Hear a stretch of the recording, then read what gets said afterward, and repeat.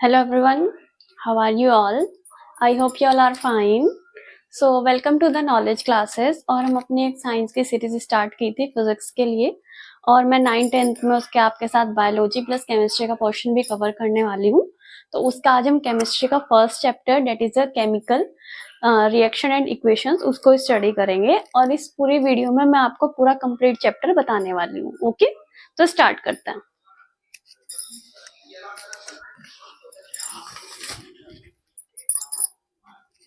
So chapter name is a chemical reaction and equation, and this is a chapter from the chemistry, chapter number first. So here chemical reaction से हम start करते हैं। जब हम किसी भी chemical substance को एक substance से दूसरे substance में change करते हैं, ओके, तो हम उसको बोलते हैं transformation of the chemical substance, यानी कि हमने एक एलिमेंट को दूसरे एलिमेंट में चेंज किया है। So this one is non process is known to be as the chemical reaction. जैसे कि आप चेंज करते हो मिल्क को कर्ड में, ओके, आप चेंज करते हो, आप और भी आप बहुत सारे प्रोसेस ले सकते हो कि आप एक फॉर्म से दूसरी फॉर्म में चेंज कर रहे हो, ओके। और रस्टिंग ऑफ आयरन, जैसे कि आयरन है उस पर रस्ट आपका लग जाता है, वो भी एक आपका केमिकल रिएक्शन का ही प्रोसेस है। और इसी के ही साथ साथ आप बहुत सारे एग्जांपल्स ले सकते हो, जैसे कि आपने किसी एलिमेंट को यूज करके कोई न्यू एलिमेंट को फॉर्म्ड किया है, लेकिन आप उसको वापस से चेंज नहीं कर पा रहे हो। So this one is known to be as the chemical reaction, okay. So the transformation of a chemical substance in other chemical substance, so this one is known to be as the chemical reaction. For example, rusting of iron and settling of milk into the curd. So chemical equations हमारी क्या होगी? अब हमने chemical reactions वाला part तो complete study कर लिया है, अब हम केमिकल इक्वेशन को भी स्टडी करेंगे, जहां पर हम केमिकल रिएक्शन को किसी सिंबल से रिप्रेजेंट करते हैं, जैसे कि, और उसको एक फॉर्मूले फॉर्म में बनाते हैं, जैसे कि मैग्नीशियम और ऑक्साइड, हमारा मैग्नीशियम ऑक्साइड बनता है, तो इसे लिखने के लिए हमने एक सिंबॉलिक फॉर्म का यूज किया है, एक फॉर्मूले के फॉर्म का यूज किया है, that is Mg+O2 gives a MgO, यानी मैग्नीशियम और ऑक्साइड ने कंबाइन करके हमारा जो एलिमेंट बनाया है, that element is known to be as the magnesium oxide. तो इसको हमने एक सिंबॉलिक फॉर्म में यूज किया है। सिमिलरली हाइड्रोजन और ऑक्सीजन जब हमारे कंबाइन हुए तो हमारा वाटर फॉर्म्ड हुआ, यानी कि hydrogen plus oxygen gives water. इसको भी हमने एक सिंबॉलिक फॉर्म में राइट किया है। So this one method is known to be as the chemical equation. अब देखो, हम ना इन इक्वेशंस को ना अलग अलग पार्ट में भी लिखते हैं, जैसे कि हम सॉलिड को एच से डिनोट करते हैं, लिक्विड को एल से डिनोट करते हैं, गैस को जी से डिनोट करते हैं। एक्वस सॉल्यूशन जैसे कि एक लिक्विड सॉल्यूशन आपका बन जाता है, जिसमें कि सॉलिड और कुछ वाटर का मिक्सचर प्रेजेंट होता है। सो दिस वन, इस तरह से हम पूरे केमिकल रिएक्शन को लिखते हैं। सो अब हम नेक्स्ट पार्ट स्टडी करते हैं। तो आई थिंक ये केमिकल रिएक्शन का पार्ट और एक केमिकल इक्वेशन का पार्ट आपको पूरा क्लियर हुआ होगा।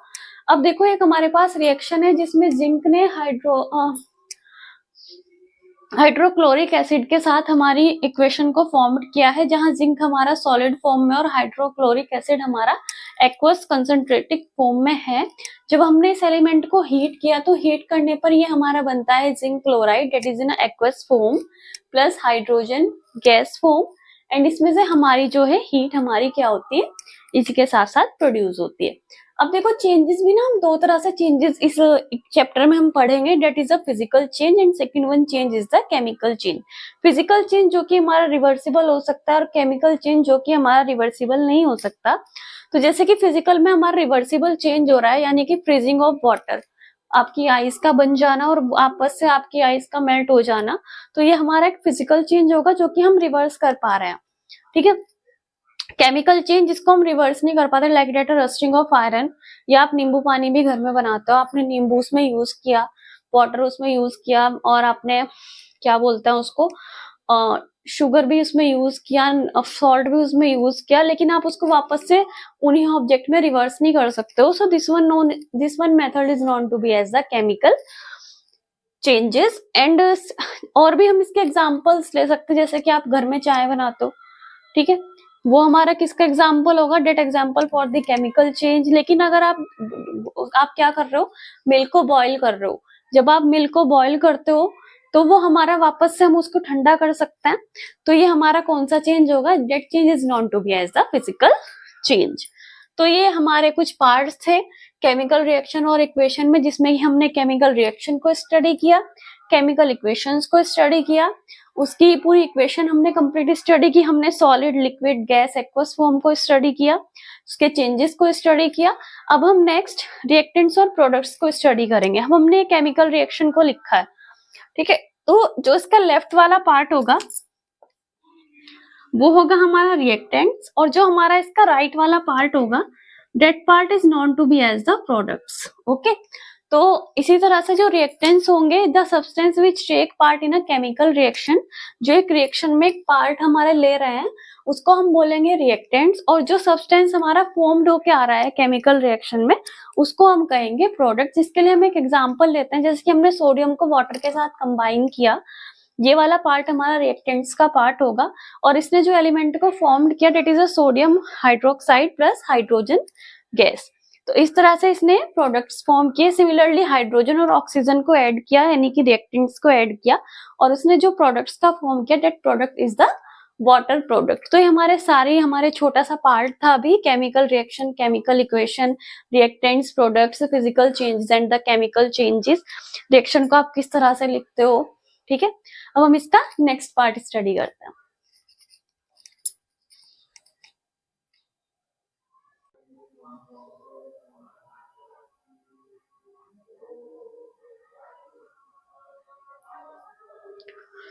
ओके, तो नेक्स्ट टॉपिक करते हैं, that is the changes occur during a chemical reaction. जब हम कोई केमिकल रिएक्शन करते हैं तो उसमें क्या क्या चेंजेस आते हैं, जैसे कि हमारा जो फर्स्ट जो हमारा चेंज आएगा वो हमारे उसकी स्टेट में चेंज आएगा। हमें पता है हमारे 3 तरह की स्टेट होती है, that is a solid, liquid और गैस। वो हमारा सॉलिड से गैस की फॉर्म में भी बन सकता है, सॉलिड से लिक्विड की फॉर्म में भी बन सकता है। तो स्टेट में कैसे चेंज होगा, जैसे हमने कार्बन को लिया, ऑक्सीजन के साथ हमने उसको रिएक्ट कराया, कार्बन हमारा सॉलिड फॉर्म में, ऑक्सीजन हमारा गैस की फॉर्म में, so they both are reacted and form the carbon dioxide in the gas form. Similarly now in a change in colour, अब उसके कलर में क्या चेंज आएगा, जैसे हम कॉपर सल्फेट लेते हैं वो हमारा ब्लू कलर में, और जब हम उसको आयरन के साथ रिएक्ट कराते हैं तो वो हमारा बनता है iron sulphate that is in green colour with, उसमें से जो कॉपर है वो हमारी डिस्प्लेस्ड हो जाती है।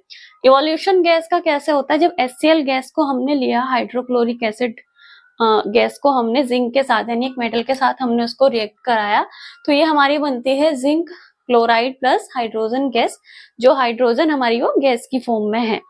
अब टेम्परेचर में कैसे चेंज होगा, अब कैल्शियम ऑक्साइड हाइड्रोजन के साथ रिएक्ट कर रहा है, उस टाइम उसका टेम्परेचर कुछ और था, लेकिन जब उसने कैल्शियम हाइड्रोक्साइड का मिक्सचर बनाया हीट की फॉर्म के साथ, तब उसका टेम्परेचर चेंज हो गया। प्रेसिपिटेट कैसे फॉर्म होता है, प्रेसिपिटेट जैसे कि कोई सॉलिड फॉर्म, जैसे आप पानी में मिट्टी को मिक्स करो तो वो मिट्टी जो है सॉलिड फॉर्म की होगी, वो नीचे बैठ जाती है, उसको हम बोलते हैं प्रेसिपिटेट।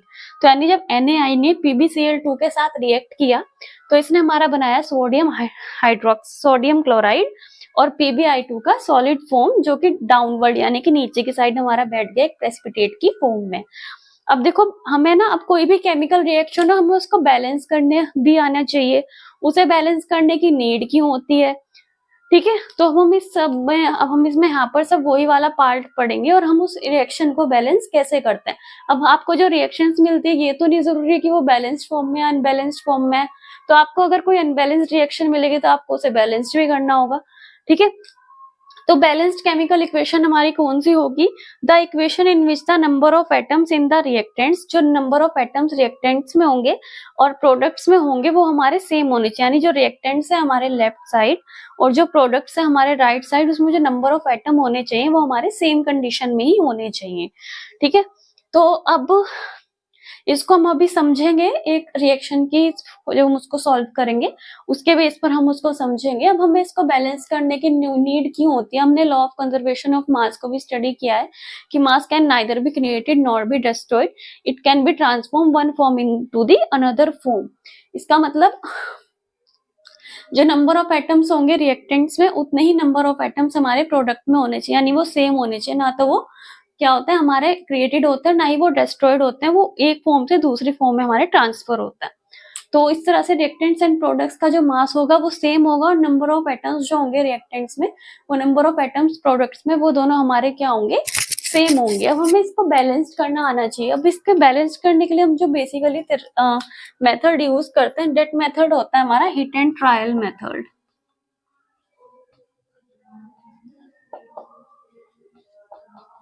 ओके, इस मेथड से हम इसको सॉल्व करेंगे। जैसे कि हमने एक रिएक्शन को लिया है कि Fe हमारे पास आयरन, वो हाइड्रोजन क्या कर रहा है, वो हमारा वाटर के साथ रिएक्ट करके Fe3O4 और हाइड्रोजन गैस को रिमूव कर रहा है। अब हमें इसे बैलेंस्ड करना है। अब हमें दिख रहा है कि रिएक्टेंट्स की साइड हम देख लेते हैं कि Fe के कितने एलिमेंट है, 1, और इधर भी हमारे Fe के कितने एलिमेंट है, यहाँ पर है हमारे 3। अब हाइड्रोजन है, हाइड्रोजन के इधर की साइड 2 एलिमेंट्स है, यहाँ भी हमारे 2 एलिमेंट्स है। इधर ऑक्सीजन के हमारे 1 एलिमेंट है, यहाँ हमारे 4 एलिमेंट्स है। अब हमें जिस भी रिएक्शन को सॉल्व करना होता है, पहले तो हम उसको एक ब्रैकेट में अलग अलग ऐसे फॉर्म कर लेते हैं।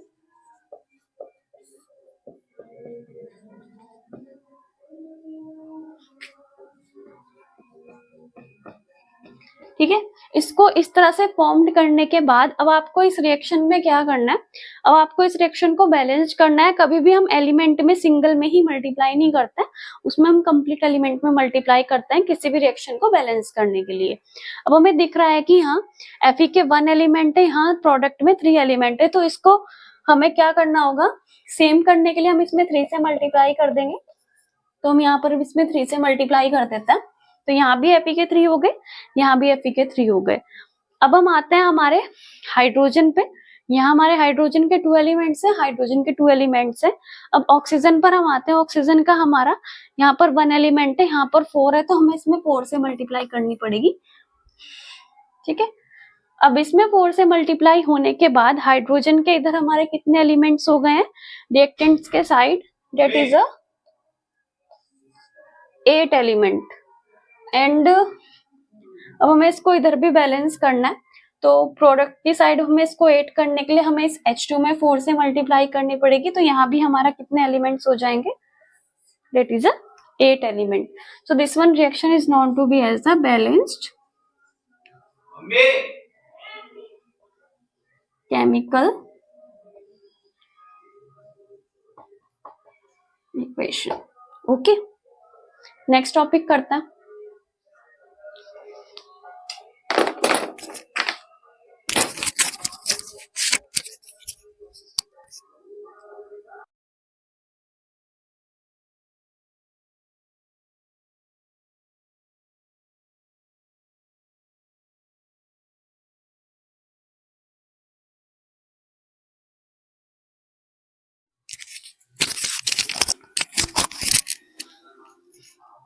ओके, तो अब हम इसका नेक्स्ट टॉपिक पढ़ते हैं, that is the types of chemical reactions. Okay,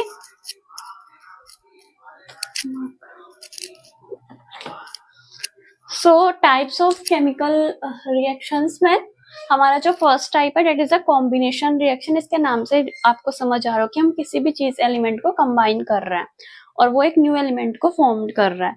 तो द रिएक्शन इन विच 2 और मोर रिएक्टेंट्स, जिसमें 2 और मोर रिएक्टेंट्स कंबाइन होकर एक सिंगल प्रोडक्ट का फॉर्म करते हैं, so this one reaction is known to be as the combination reaction. So the reaction in which 2 or more reactants combine to form a single product, so this one is known to be as the combination reaction. Burning of coal, it means carbon और oxygen ने आपस में combine होकर एक element form किया, that is a carbon dioxide. And the formation of water, कि हमने hydrogen के 2 एलिमेंट लिए, ऑक्सीजन के 2 एलिमेंट लिए और उसने हमारा वाटर फॉर्म्ड किया। अब आती है हमारी डीकम्पोजिशन रिएक्शन। डीकम्पोजिशन मीन्स होता है कि ब्रेकिंग डाउन, एलिमेंट का टूटना। तो the reaction in which a single reactant break down to form a 2 और मोर प्रोडक्ट्स, एक सिंगल एलिमेंट है, 2 और मोर प्रोडक्ट्स में वो आपका टूट रहा है, उसको आप कहोगे डीकम्पोजिशन रिएक्शन। जिसमें कि एनी रिएक्टेंट और substance is broken down due to some energy, जिसमें कि कोई भी रिएक्टेंट्स हो या कोई भी सब्सटेंस हो, वो कैसे ब्रोक होगा, जब आप उस पर किसी भी एनर्जी को अप्लाइड करते हो। ठीक है, तो ये वाली रिएक्शन जो होगी हमारी, वो होगी हमारी decomposition reaction. And now decomposition भी हमारा 3 टाइप्स में होता है, थर्मल, इलेक्ट्रोलाइटिक और फोटोलाइटिक। थर्मल डीकम्पोजिशन में जब हम अपने एलिमेंट को तोड़ेंगे with the help of heat, तो decomposition which is done by the heat, हमने एक लाइमस्टोन लिया, it is a calcium carbonate, और उसको हमने हीट किया, हीट करने पर उसने जो एलिमेंट फॉर्म किया that is a CaO plus CO2, यानी CaCO3 हमारा कार्बन कैल्शियम ऑक्साइड और कार्बन डाइऑक्साइड में हमारा ब्रेकडाउन हो गया। अब इलेक्ट्रोलाइटिक डिकम्पोजिशन, जब हम डिकम्पोजिशन करेंगे with the help of electricity, so decomposition which is done by the electricity, जब हमने वाटर का एलिमेंट लिया, हमने उसमें इलेक्ट्रिसिटी की हेल्प ली और उसकी हेल्प से हमने हाइड्रोजन और ऑक्सीजन में उसको दो एलिमेंट्स में तोड़ दिया। तो ये वाली रिएक्शन होगी हमारी इलेक्ट्रोलाइटिक डिकम्पोजिशन। और फोटोलाइटिक डिकम्पोजिशन हमारी होगी जब हम सनलाइट की हेल्प से उसको करेंगे, यानी decomposition which is done by the sunlight, यानी हमने 2AgCl को लिया, हमने उस पर सनलाइट को अप्लाई किया, अप्लाई करने पर वो 2Ag और Cl2 में टूट गया, it is with the help of the sunlight. तो ये हमारे टाइप था, ये हमारा फर्स्ट टाइप है। ऐसे इसके हमारे और टाइप्स भी हैं, फर्स्ट टाइप, सेकंड टाइप, उसके बाद थर्ड टाइप भी है, फोर्थ टाइप भी एंड फिफ्थ टाइप भी है। Displacement, double displacement, oxidation reduction, वो ऑक्सीडेशन रिडक्शन आपका कंबाइन होकर रेडॉक्स रिएक्शन बनाता है, वो भी हम करेंगे। कोरिजन और डेंसिटी का प्रोसेस भी हम कर रहे हैं। ओके, तो अब हम नेक्स्ट टॉपिक स्टार्ट करते हैं।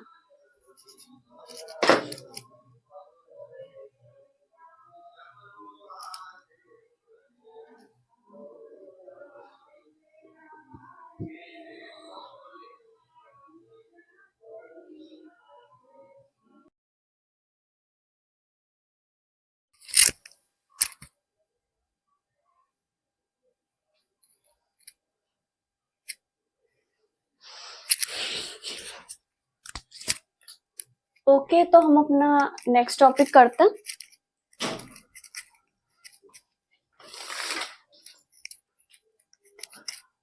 तो टाइप्स ऑफ केमिकल रिएक्शन में हमने दो रिएक्शंस को कर लिया था अभी तक, जो थी हमारी कॉम्बिनेशन रिएक्शन और डिकम्पोजिशन रिएक्शन। कॉम्बिनेशन रिएक्शन में हम कंबाइन करते हैं एलिमेंट्स को, और डिकम्पोजिशन में हम एलिमेंट को तोड़ते हैं, यानी एक सिंगल एलिमेंट से दो एलिमेंट टूटते हैं, और कॉम्बिनेशन में दो एलिमेंट से एक कॉम्बिनेशन एलिमेंट बनता है। तो नेक्स्ट है हमारा डिस्प्लेसमेंट रिएक्शन। डिस्प्लेसमेंट का मीन्स ही आप समझ रहे हो कि किसी एलिमेंट को डिस्प्लेस्ड करना। So the reaction in which more reactive elements displace less reactive element.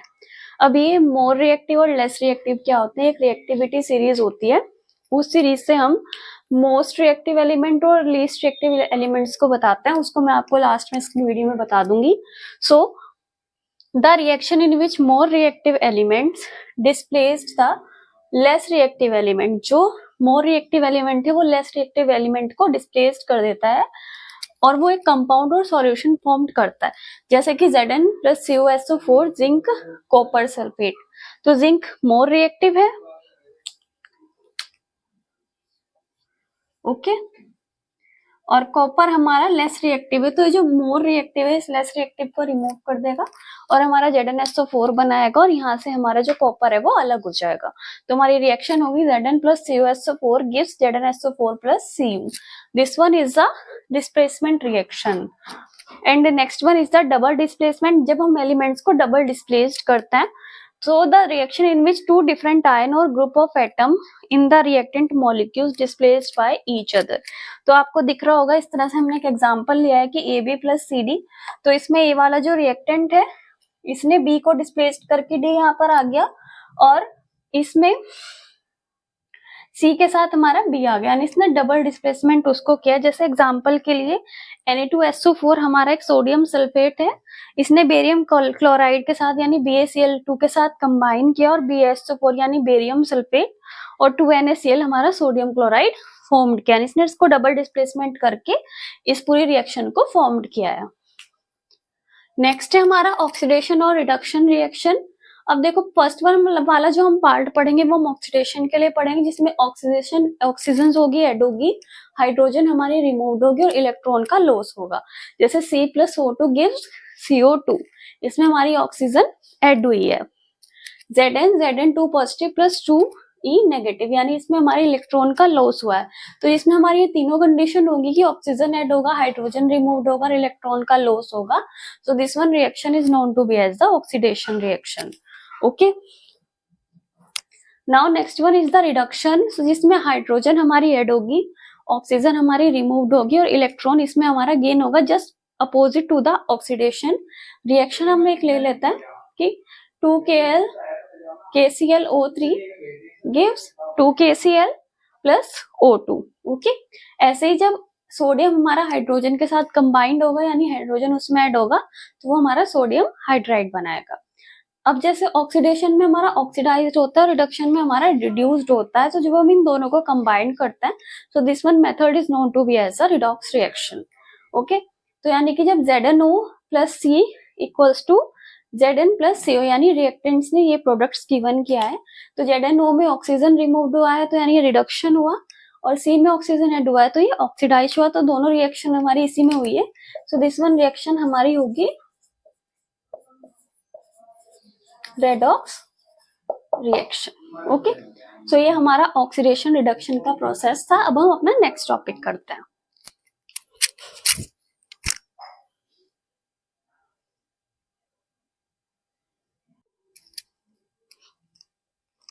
देखो नेक्स्ट वन है, इसमें हमारा एक्सोथर्मिक और इंडोथर्मिक रिएक्शन।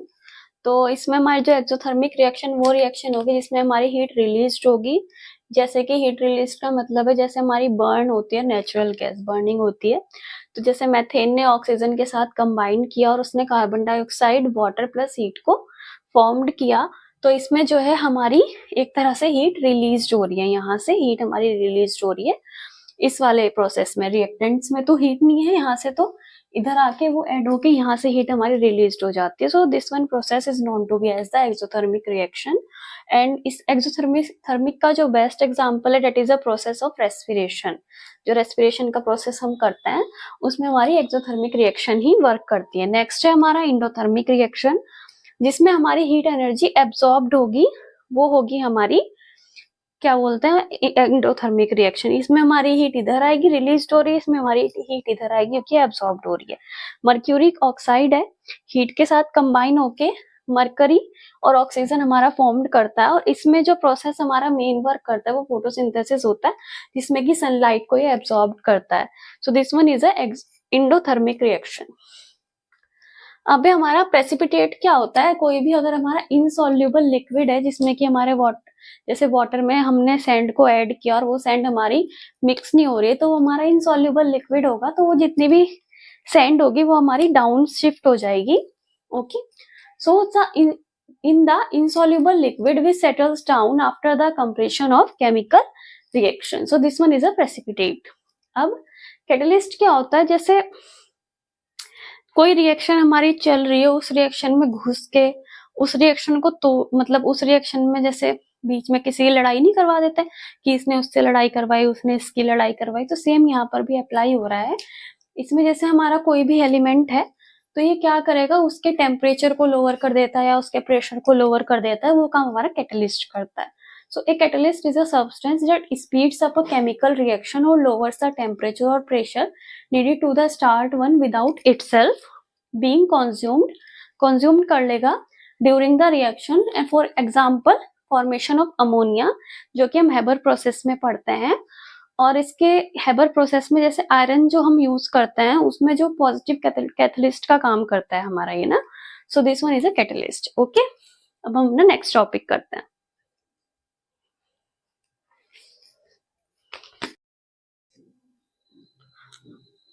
ओके, तो हम अपना नेक्स्ट टॉपिक करते हैं। So next topic is effect of oxidation in our daily life. की ऑक्सीडेशन का हमारी डेली लाइफ में क्या इफेक्ट होता है, जिसके लिए हमारा जो फर्स्ट पार्ट है that is a corrosion. Corrosion basically हम कह सकते हैं कि जैसे कि आपने देखा होगा कि घर में जैसे आपके आयरन्स होते हैं उन पे आपका रस्टिंग हो जाती है, यानी उस पर जंग लग जाता है। आपने देखा होगा कि जो आपके सिल्वर होता है, सिल्वर पर भी आपके क्या होता है कि ब्लैक कोटिंग आ जाती है और कॉपर पर आपकी ग्रीन लेयर आ जाती है। तो इस तरह के जो इफेक्ट्स आपके होते हैं वो सब कोरिजन में ही आते हैं। तो कोरिजन एक तरह का फिनोमिना है जो मेटल्स को स्लोली ईटन कर लेता है। किसके रिलेशन में आके, एयर, वाटर और other chemical present in our atmosphere. For an example, for a rusting of iron, black coating on a silver and green layer of copper. So इसके methods है कि हम उसको कैसे रोक सकते हैं। अगर हम आयरन के ऑब्जेक्ट्स को पेंट करते हैं तो उसकी रस्टिंग नहीं होगी, वो बच जाएगा। और अगर हम ज्यादा से ज्यादा जो सिल्वर है उसको ज्यादा एक्सटर्नल कांटेक्ट में ना रखें और उसको रेगुलर क्लीनिंग करते रहें, तो वो भी क्या हो जाएगा, हमारा सेव हो जाएगा। और अगर हमारी जो ग्रीन लेयर कॉपर पर आ जाती है, उसके लिए हम बेकिंग सोडा और सोल्ट का एक पेस्ट लें और उसको रेगुलरली क्लीन करें, तो उससे क्या होगा, कोरिजन का इफेक्ट नहीं आएगा। तो ये सभी इफेक्ट्स हमारे कोरिजन के, और ये सबसे ज्यादा जिसमें बेनिफिट करता है, that benefits in aluminium. Aluminium में बहुत ज्यादा बेनिफिशियल होता है। सो ये इसका इफेक्ट है। सेकंड इफेक्ट है इसका रेंसिडिटी। रेंसिडिटी आप कह सकते हो कि जैसे आप खाने की चीजें देखते हो, अगर आप उसको प्रॉपर फ्रिज में नहीं रखते हो तो आपका खराब हो जाता है गर्मियों के दिनों में। यानी कि एक स्लो ऑक्सीडेशन है जिसमें कि ऑयल और फैट्स जो है फूड में प्रेजेंट होते हैं और वो उसको ऑक्सीडाइज कर देते हैं। तो उसके लिए हम क्या करते हैं, उस खाने को हम फ्रिज में रखते हैं, हमारी जो सब्जियां हैं वो सड़ जाती है अगर हम उसको बाहर ज्यादा रखते हैं, तो उसके लिए भी हम उनको फ्रिज में रखते हैं।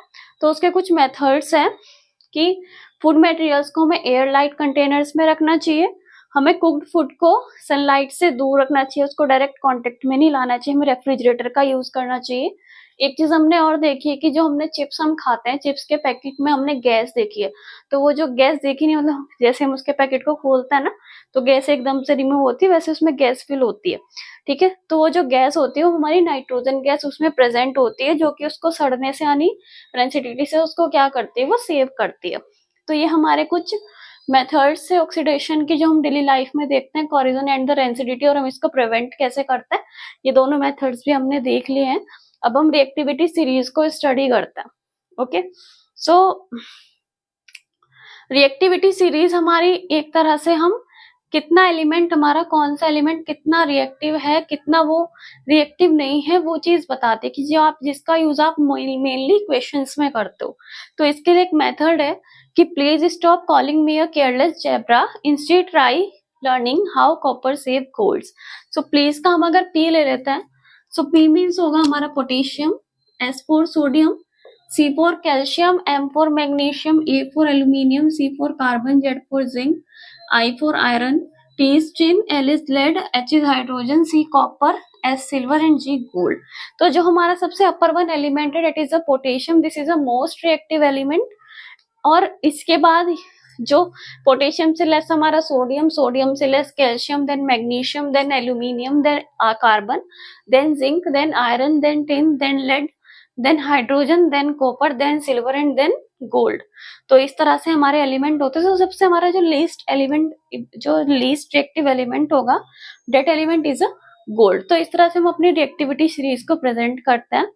तो ये चैप्टर हमारा कंप्लीट फिनिश होता है, और इसके जितने भी न्यूमेरिकल से जितने भी इंपॉर्टेंट क्वेश्चंस हैं आपके केमिकल रिएक्शन की, न्यूमेरिकल्स नहीं सॉरी, जितने भी आपकी इक्वेशंस है, जिस भी टाइप के आपके क्वेश्चंस है, तो वो हम एक नेक्स्ट क्लास में करते हैं। ओके, तब तक के लिए bye bye, take care and please like share and subscribe my video. Okay, thank you.